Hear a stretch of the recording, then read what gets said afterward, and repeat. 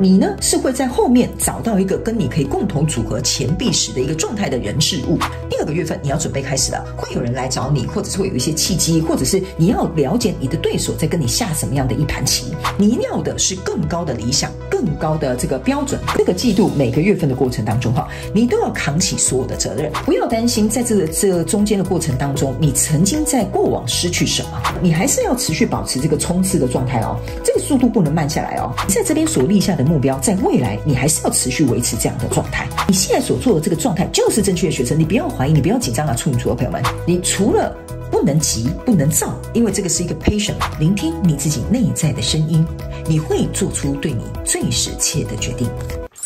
Hello， 处女座各位海底捞的朋友们，大家好，我是 Jane。今天这个影片呢是要给处女座的朋友们的正能量运势牌卡解读。那么一样呢，要跟大家说明一下，我们正能量运势牌卡解读没有任何时间上面的限制哦。所以呢，如果你不是在直播的时候看到我们这一则影片的话呢，要麻烦你前后推敲3个月左右的时间，或者是以你当下看到的这个季节为主，好吗 ？OK 好，那我们紧接着来跟大家说明有关于我们这一次的这个整体架构跟流程啊。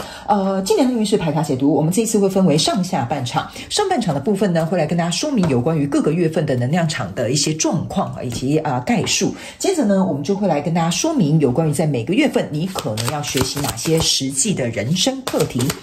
那接下来呢，我们就会进入到你的这个下半场延伸牌卡解读。那下半场的延伸牌卡解读呢，我们就会用宇宙验证牌卡开始来验证所有各个月份能量场的一些现状跟细节，还有症结点，还有每个月呢，如果你遇到一些状况的话，我们有哪些实际解决的步骤跟方法。那当然在每个月我们也会来看看你会在内在跟外在遇到哪一些考验，以及守护天使在每个月份有什么样的幸运小贴士要给我们处女座的朋友们。最后我们就会用天使跟宇宙传讯的部分，透过传讯者我以口说表达的方式来传递这些能量场上面的讯息给我们的海底捞处女座的朋友们，作为这一季的参考，好吗？那我们就话不多说，准备进入到你这一次的正能量运势牌卡解读。首先呢，我先跟大家说明一下在桌面上的这个牌呢，总共有3组。我等一下在解释的时候会讲第1个月跟第2个月跟第3个月，不是指这一年的1到3月 ，OK 哈？因为很多人会误会，所以我稍微解释一下 ，OK？ 那呢，这张牌卡是你整体季度的总结哈，就有点总结。那这张牌卡是你目前看不到，也就是你的王牌底牌意思就是如果在整个季度的过程当中呢，你遇到什么样的状况，你可能想要听一些建议，或者是想要知道要怎么样能够去稍微面对你所遇到的难题，你可以参考这个底牌王牌要给你的建议哈。好，那就请处女座的朋友们给我一点时间，让我去感受你能量场上面的呈现跟细节 ，OK？ 好，请稍后哦。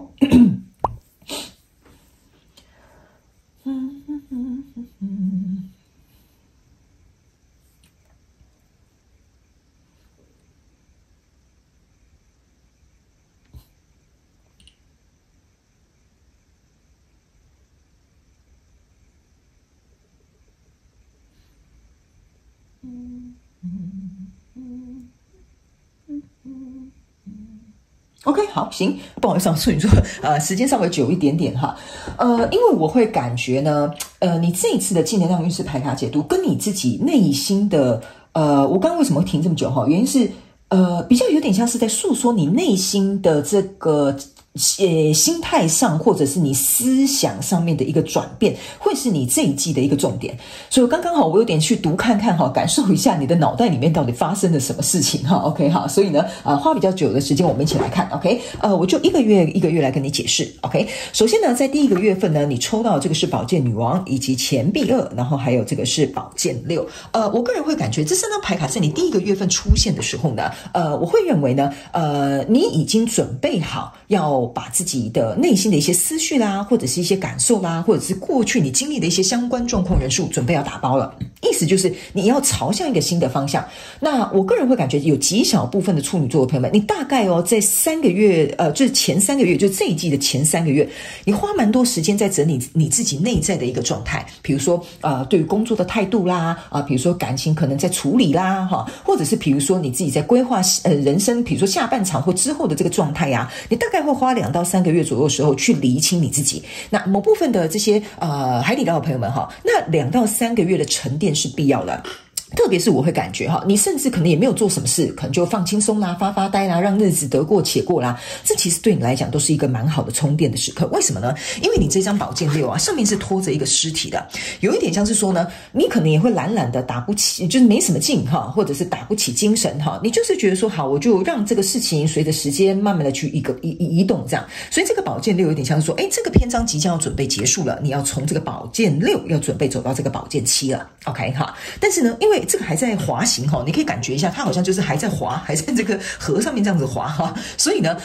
暂时还没有来到一个结束的点，所以我感觉哈，有这样子状况处女座的朋友们，在这1-2个月，你稍微会在有点像是停滞1个月到2个月左右哈，所以我会希望你可以给自己一点时间，好吗？那这个呢，看似很像是河，其实它下面是一个有点像是一个天空，然后这边是一片绿意盎然的这个像是森林吧 ，OK， 我会感觉这张牌卡有点像是说，你知道说接下来我可能要去做一些我自己预计想要做的事情，或者是我想要打起精神，所以在这个过程当中呢，你正在一个，你就把这个白日梦想象成一个白日梦，白日梦就有点像说我在规划，我在思考，我在想，好，我要怎么做 ，OK？ 那这边呢，你抽到这个是钱币二，还有这个宝剑女王，意思就是说呢，其实你很清楚知道你该做什么，你的初衷、你的核心或者是你的盲点是什么，但是呢，这个钱币二有一点像是在说，好啊，那既然我知道我的弱点是什么，我该怎么做？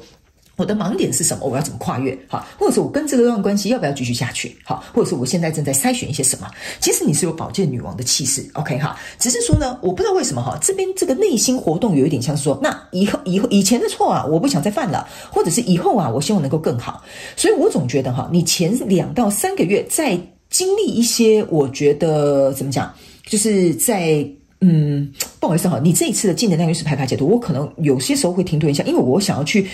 不能说巨细靡遗去形容你内在的感受或你发生的事件，但是因为你的能量场很深度哈，所以我需要一点时间去帮你做这个能量场上面的中文翻译哈 ，OK 哈，我这样讲好了哈，我举个例可能会比较容易解释，比如说你在前2-3个月你失恋了。OK 好，然后呢，你花了一点时间去整理你自己，然后这个时候你就在思考 ，OK， 那我为什么会一而再再而三失恋呢？找不到适合我的伴侣呢？你就是在想，到底我自己有什么盲点？我到底该怎么样做一个改变？然后我也想离开这样子的状态，那我理想对象又是什么？那这张钱币二给我的一个感受就是说，我不想再重蹈覆辙了，我想找回我自己在感情当中那种很自由自在悠游的这种感觉。那你们可以自己套路在你们生活的各个场景，我只是以一个感情作为一个举例。所以在这个过程当中呢，我觉得你花了很多时间，比如说假设这2到3个月你去认识了一些新的人，然后你陆陆续续把它做了一个筛选，你越来越清楚清晰知道说，你拿得起你放得下，你知道哪些适合你，哪些不适合你，你就会开始觉得说，我瞄定的这个方向越来越准确了。所以这就是为什么这个宝剑六啊，它会往前走了，而且你会有勇气往前走。OK 哈，所以呢，这个钱币二呢，你看它是穿着一个斗篷，它没有揭开那个斗篷的这个给大家看它里面藏什么，所以我觉得你在一个人慢慢的去琢磨，一个人慢慢的去思考，一个人慢慢的去跨越这些你心里想要尝试的、想要排除的这些障碍，所以我个人会感觉这个休息的这个过程当中哈，在这之前是必要的状况之外，我觉得来到第1个月份的能量场，你越来越清楚了。OK 好，那你甚至会去探险，你甚至会去冒险，去尝试一些不同的方式。这也是为什么这个斗篷没有打开，因为你会觉得说，既然我要重新登场，比如说我就是要重新准备好，我要去交一个男朋友或女朋友，或者是我要重新展开我的一个新的工作的篇章，或者是我对于自己规划的未来，你在琢磨啊，你还在台面上这边测试的一个感受哈，这个就是这个斗篷给我的感觉哈。但是你是很清楚的。你很明了你自己在做什么，所以来到呢这个状态当中呢，这个宝剑六加宝剑女王象征的就是宝剑七，但是因为它还没有合成宝剑七，所以你还没有准备好要离开，只是说这已经在一个进行的过程当中。所以来到第2个月份的能量场，你抽到是圣杯，只是抽到是月亮牌卡，抽到是钱币六。OK， 我个人会感觉在第2个月份之后，你就会开始非常清楚知道你自己要的是什么，你只愿意选择让你开心的、让你快乐的、符合你的标准的。OK， 这个会在第2个月份的时候开始发生，因为呢，这边有一个圣杯10，下面是一个圣杯9，你把所有最好的爱这个圣杯一啊，留在你自己身边。那你再看下面的圣杯九，就是如果呢这个人不适合我的标准哈，这个人跟我谈不来，或这个工作我觉得并没有达到我想要的这个要求 ，OK， 那没关系啊，我自己现在这个状态我觉得也很好，我不一定要换工作，我不一定要离开单身，我不一定要自己去创业。OK 哈，所以呢，在这个彩虹这边哈，你是依靠着这个彩虹，你开始找回那种对于生活的那种期待，色彩缤纷的这种未来，这种很有这种朝气的感觉哈，会在第2个月份的时候发生。好，你就算没有任何新的机会进来，没有任何新的人来到你的生命当中，你都不会因此失去你的精彩。这是这一张牌卡给我的一个感受。所以呢，这边呢有一个这个月亮牌卡以及这个钱币6，你呢开始变成是有主导权跟拥有权的这个人。为什么？因为会变成是说别人来找你，是你在筛选对方，你在这个比如说要求这些条件。所以你看这个钱币6就变成是你其实在第2个月份会开始有一些机会进来。有些人会说，处女座的朋友们啊，要不要来一个机会合作啊？或者是处女座的朋友们要不要出来喝杯咖啡啊，认识一下 OK 吗？是变成是人家来找你，然后你在思考，好吧，那我如果只有6颗硬币的话，我到底要给谁呢？而且最重要的是你去看你只有你是很珍惜你手上的这个东西哈，不管是你的时间啊、机会啊、金钱啊、感情啊等等之类的。你看有2个人要来抢，你也只愿意拿出1颗，你不会拿2颗说好吧，那你们1人1颗我都试看看嘛。No， 这个要筛选的这些东西，或你自己很清楚知道你要求的这些东西，已经在第1个月份已经被你去无存菁了。所以来到第2个月份，你会更加的巨细靡遗的有点像说，我觉得这个人怎么样，这怎么样，好删掉，好，我只愿意投入1颗机会，你们谁来找我，好吧，那这颗就给你 OK。 所以这是2抢1啊，所以你变得很抢手，好吧哈。那你这边还有一个钱币5 OK 哈。那这边呢，我也会跟这个处女座讲一下哈，这个钱币5呢还会给我有一种感受，就是说如果我们不能合作，我们就不需要继续，不需要继续，对不起，我大舌头哈，继续 OK 好，因为对不起，我嘴巴里面有个破洞哈，所以最近讲话有点尴尬哈。好，来，如果我们不快乐，或者是我觉得这不 OK， 我们相处起来不舒服，没关系，我们不需要这个东西继续 OK。如果假设这个状况我自己感受到有一点犹豫哈，因为这边是一个钱币3加钱币2，就是说你在过去犹豫筛选的这个阶段哈，已经在第1个月被你自己厘清，所以如果假设我有一个犹豫的状况，我就不会想要投入这段感情，我就不会想要换这份工作 OK。 那这样子的状况之下呢，变成是你的目标很精准OK 哈，你就是子弹哈，我跟你讲，子弹只有1发，你就会1发就是直接射中这个红心。好，你现在的条件跟标准是这样，所以注意看这边有一个月亮牌卡，就是说你已经带着这个光明啊，去驱赶了这个黑暗，然后在你心中的这些恐惧跟担忧啊，其实在第1个月份已经被你删除，你来到一个非常我觉得稳固的一个状态，这是这个月亮牌卡给我的一个感受。你已经能够控制你自己的情绪，甚至欲望，甚至你自己觉得说一些所谓的你对未来的幻想，因为你开始讲求一些比较实际的东西啊。OK 好，所以这些人来找你的时候，你才会给他这个钱币。钱币象征的就是很实质的，摸得着、看得见的。OK 哈，那来到这个第3个月份的能量场，你抽到的是圣杯4，抽到的是恶魔牌卡，抽到的是钱币女王。正是因为如此，我觉得经历过第2个月跟第2个月的这种筛选、汰换，还有这些实际发生来的这些事件，让你能够更加清楚。不好意思我是一个钱币女王。OK， 我的脑袋呢是很清楚知道我自己想要的条件、要求、标准是什么。所以如果你们要来找我的话，你们呢一定是要有所我们这样讲哈，让我觉得你是备受吸引的。因为这个钱币女王哈，她自己一个人是很怡然自得的一个状态，她不需要依靠别人，她自己是很富足的，所以我才会跟你说哈，你这边有个圣杯9，再走到钱币女王，还有这边有一个宝剑女王，象征的意思说我宁缺毋滥呐哈，这个会在你第3个月的体现会更加的一个明显。OK 哈，那接下来在这里你抽到的是一个圣杯4，还有这个恶魔牌卡。你注意看这个是圣杯3，其实你对于你自己现阶段不管是怎么样的交手相关状况人数，你是很满意的 OK， 但是会持续不断有人把这个圣杯要递给你，为什么呢？因为你的手上是说我准备好了，但是我不一定要跟你敲敲杯，但是你会发现在第3个月份的时候，会有一个我觉得某部分的人第3个月份应该会有一个蛮不错的契机，这个圣杯加这个圣杯要成为一个圣杯2。OK 哈，所以呢，过去那个可能让你失败的、不舒服的或不适合你的工作呢，非常有可能在第3个月份会来到一个转换的契机。OK 哈，而且这个圣杯1哈，在你眼前，为什么你会看着它？因为这个是有可能非常蛮符合你的心中的要求的，所以你的内在会经历过很多，我自己这样想，我自己那样筛选，我觉得没有关系啊，你们自己慢慢去旁边玩耍哈，我自己也一个人可以很怡然自得。然后这张牌卡是你头上有一个心脏，意思就是说这个来的这个东西哈，是让你很心动的。OK， 或者是这个圣杯啊，它来的时候是持续不断有在投入的，所以我会建议处女座的朋友们，如果你在第2个月有发现有这个2抢1或者是有这些忌讳进来的时候，它是非常有可能在第2个月慢慢延续到第3个月，来到一个可能你需要决定，或者是你觉得还不错，通过我的第1个关卡，我们要迈向第2个关卡前进了。我觉得这个东西是非常有可能在第2个月份出现的。OK， 然后呢，这一张牌卡呢，为什么我会特别这样跟你说哈？你有没有发现啊？你现在深藏在这个云朵之中，他们就有这样跟你解释哦。你之前是在构想这个白日梦，比如说我要什么样的对象，我要什么样的工作条件，我要什么样的这个环境。OK， 接下来你是放自己在身处在这个你觉得有机会的利基市场，比如说 OK， 好，那我重新回去，比如说我去联谊，我去相亲，我回到这个单身市场，所以你就很多人可以筛选。那经历过这个筛选之后呢，你看到这个圣杯递过来，你已经身处在这个云朵当中，你已经在看 OK， 接下来那我下一个篇章是什么？我要接受这个人给我的追求吗？或者是我要接受这个工作给我的 offer 吗？这个就是你已经在思考了，因为你手上拿着一个脑袋，这边是有很多线啊、尺啊、剪刀啊等等之类的，就是你在思考了，我要怎么样把这一个篇章从前面跟后面把它缝补衔接起来，我要怎么样去把它剪裁才能够符合我想要的样子。所以这个就是你在第3个月，我觉得应该会有一个蛮不错开心的状况，会有一个转变，会有一个新的条件或新的对象是在这里可以有一个蛮不错的一个初步的开始。所以来到这边，这是一个恶魔牌卡。这个恶魔牌卡呢，是你可以注意看到这个恶魔好像在这个女生旁边耳朵窃窃私语着什么。所以我个人会感觉在第3个月份的过程当中呢，除了呢你可以自己筛选，你依然保持这个钱币女王的姿态，或者是接受这样的状况跟机会进来。但是他没有告诉你一件事情这个恶魔牌卡就是要告诉你，当你不管决定要走这条路还是这条路的时候，你必须要把过去的一些所谓的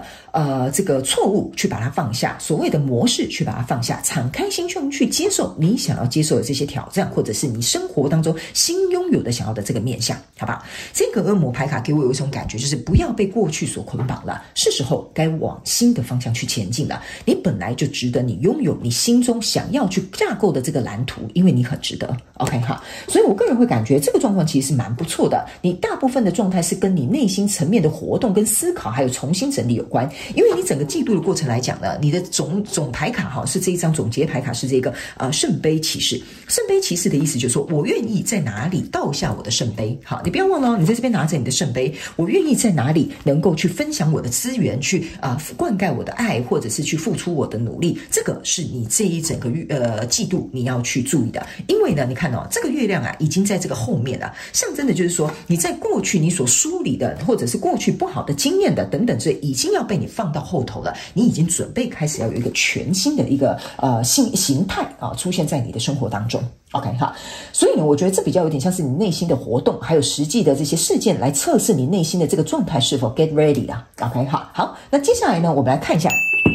在每个月份你有哪一些需要实际能够去学习的这些课题哈。那当然，你在这个实际学习的这个课题呢，我们会在下半场呢用这个延伸牌卡解读来看一下。OK， 在每个月份你实际学习的课题，我们用宇宙验证牌卡来看一些症结点跟细节，或者是遇到这些问题的时候，你有没有哪一些实际的解决步骤跟方法，或者是内外在会经历哪些考验，我们都会在下半场进行一个揭露，好吧 ？OK， 好，那接下来我们来看第一个月份 ，OK， 这张牌卡呢就是愚人牌卡，这也是为什么我在一开始就有跟你讲，你现在还在清理的一个过程，你还在进行，你也看到这两个人正在走路嘛，对不对？所以这个新的篇章是要来了，但还没来 ，OK 哈？我觉得这边有一点像是在一个收尾，就是准备好，你真的要开始启程了。那这个愚人牌卡呢，在这个第一个月份要告诉你，你可能会学习的实际课题，就是说，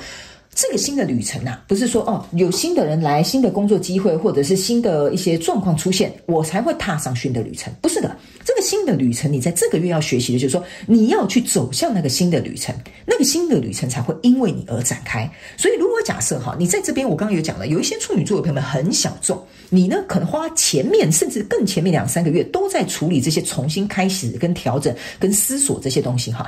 这个呢就是要告诉你，你在这个月份你还是要持续去保持前进，因为你现在是在一个地下道的一个感觉，你拿着这个火炬持续的向前走，而且这边这个象征的是权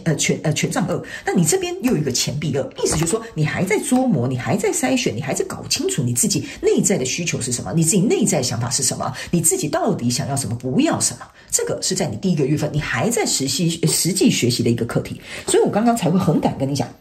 这个东西是还在走，还没有停滞 OK 好，你的能量场在这个状况当中其实也是互相验证的。那来到第2个月份的能量场，你抽到这个是宝剑七 OK， 这个宝剑七为什么我刚刚会在这里跟你讲你这边有一个宝剑6加宝剑女王，加起来就是宝剑七。好，我刚刚就有跟你说因为这个是还在进行，你还没有准备要离开。宝剑七象征的意思是说 OK 我准备好了，来吧，我们来下这牌棋。这就是为什么刚刚我在讲这2个时候会特别提到宝剑七的原因，就是说好，这些东西已经被我拆解完毕了，我想要什么样的工作，我想要什么样的条件，我自己心里的标准是什么，条件是什么，我在这边搞得很清楚 OK 好，那我要有什么样的界限，我要有什么样的原则，我个人本人也是已经摸透透了 OK 好，我已经在以前撕憋了，现在我不会了 OK， 所以你的态度是那种来吧，我准备要迎战了，让我重新开启这个篇章。因为你注意看到这个棋盘是完全还没有开始，就跟这个愚人牌卡在这边准备在前进，在这里才是真正开始的机会，所以我才会说这个时候会开始有机会慢慢的进来，开始有人选慢慢的靠近，所以一定会有人跟下你一步棋。好，你坐在这里，你就是在等你的对手来跟你下。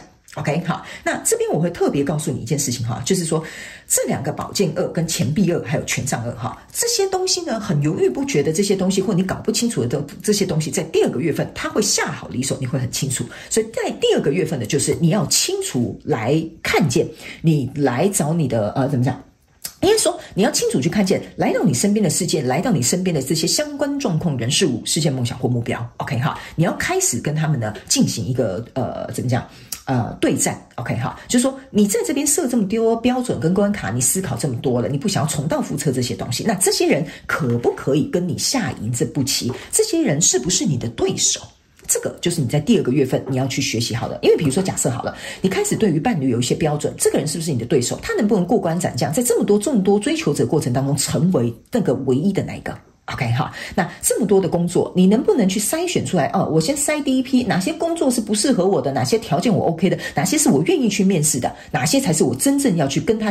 就是接洽的，这个就是这个棋盘要带给你的这个含义 OK 哈，所以这个就是说你要搞清楚你的对手是谁，哪些人值得你能够愿意去跟他下这盘棋，这个就是你在第2个月份你要能够很清楚明了的，不要浪费你的精力 OK 好，不要浪费你的精力，你要搞清楚你这个钱币要给谁OK 好，哪个东西是像这个圣杯酒一样可以满足你的所以呢，来到这个第3个月份，你看你这边抽到的是钱币酒，这个钱币酒加圣杯酒，就是代表说你是在内外在都很稳固的状态，你不需要别人给予。这个钱币酒再加上这个钱币女王，象征的就是钱币石。所以你看你这个钱币石加上这个圣杯石我告诉你，你已经来到了一个我非常清楚我自己的一个状态，我有也好，没有也好，反正我自己也可以过得很好。你的状态就是在这边达到一个很满水位的一个状态，所以我才会跟你说来到未来这个状态不管你是选择这个单身，你选择自己一个人，或者是想要进入一段感情都可以，你有100%的这个选择权。所以呢，这个钱币石就是要告诉你这个钱币酒就是要告诉你只要呢，如果假设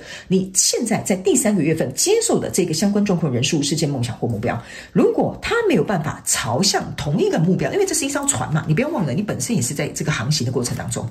你要很清楚知道你自己要去的方向。如果这个人跟你不是同一艘船上的人你就请他下船，你也不需要跟他一起搭船，你自己本身就有一条船了 OK， 而且你看你穿金戴银呢，是不是这样说对吧 OK 哈，所以在第3个月份你要学习的一个课题就是把更不需要的再去无存菁，再筛选一轮 OK 哈，不要请他上船 OK， 真正能够上船的，能够接受你的邀约的人，你也准备好了要进入到这个状况当中 OK 哈，这个人一定要像是一个钱币国王一样，把另外一颗钱币给你，你才能够去跟他凑成这个钱币石 OK 哈，所以你不要忘了你可是一个钱币女王加上一个钱币酒，这是一个巅峰再巅峰的一个状态。我可以跟你讲这张牌卡给我有一种感受，就是你呢在这个月份你会感觉到无欲则刚OK 好，无欲则刚 OK 好，所以呢，你要学习无欲则刚的这个状态，能够去培养好，你能够去学习再一次的筛选，并且去看到对方他像不像一个钱币国王来到你的身边，好，提供给你的是不是这样子很跟你一样可以匹配的、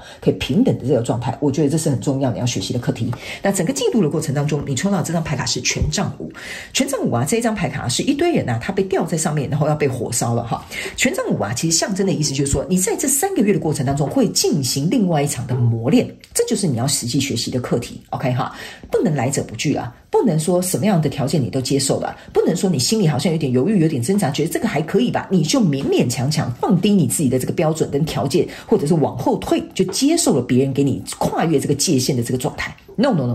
权杖5就代表说，在这个过程当中，你要把这些你在第一个月思索好的、调整好的，把它磨练得更炉火纯青。你要让自己活出自己，这个就是你这整个季度的过程当中，你在追求的、你在学习的课题。你要活出你自己的样子啊。OK， 好，那接下来我们来看最后一张，这个是你的王牌。我们来看看，如果在整个季度的过程当中，你遇到任何的状况，你需要什么样的建议？来看看王牌要告诉你什么。OK， 好，来，你这张牌卡叫做 Emperor， 是不是？这就是我刚刚跟你讲的，你是一个无欲则刚女王的状态。Emperor 象征的就是我是一个皇帝，所有人看到我都必须要跟我行礼，所以我才会跟你讲，你这个气势会拉起来，你这个无欲则刚，别人会来2抢1、3抢1、4抢1都有可能的。你要活出你自己的姿态，这个就是国王。OK 哈，国王是掌控天下、掌控全局的人。OK 哈，他甚至呢可以自己去分配，我要你人头落地就人头落地，我要把这个奖赏给你就奖赏给你。所以这个就是一种非常别人能够没有办法触及的、遥不可及的天生俱来，或者是你从内在散发出来的这个自信。OK， 还有你对你自己的肯定，这个就是你必须要保持这样子的状态。你在这个季度的过程当中呢，你不要害怕说，我失去这个工作机会，我会不会再也找不到更好的啊？这个人原本追求我，追求得很热情啊，现在怎么突然对我好像有点冷淡？好，你如果是这样，那你就不是国王的姿态。你懂我意思啊？国王的姿态是别人被他吸引，别人想来找他合作，别人想要来追求他，就是这样子的一个状态。所以在这整个季度的过程当中，你要去思考，我就是一个国王，我就是一个女王。那女王跟国王应该有什么样的姿态、什么样的思维、什么样的做法、什么样的反应、什么样的态度？这个就是能够去解决你这整个季度的过程当中，如果你需要建议，你就保持这样的姿态，好吧 ？OK， 好，那接下来呢，我们在讲完这个大纲之后呢，就是这个概述之后，我们要进入到下半场的延伸牌卡解读了。那下半场的延伸牌卡解读，我们接下来会用宇宙验证牌卡来验证每个月份的这些细节，还有所有的症结点，还有验证我刚刚所说的这些内容之外呢，我们也来看看，如果遇到一些问题的时候，我们有哪些实际解决的步骤跟方法，以及在你的内外在有哪些考验。我们也来听听你的守护天使在每个月有哪些幸运的小贴士要提供给你做参考。最后我们会进入到大家最喜欢的天使跟宇宙传讯的部分，透过传讯着我用口说表达的方式来听看看在这一季宇宙有什么样的讯息，希望透过我来告诉你。OK 好，所以如果你也想进入到我们这一次的延伸牌卡解读，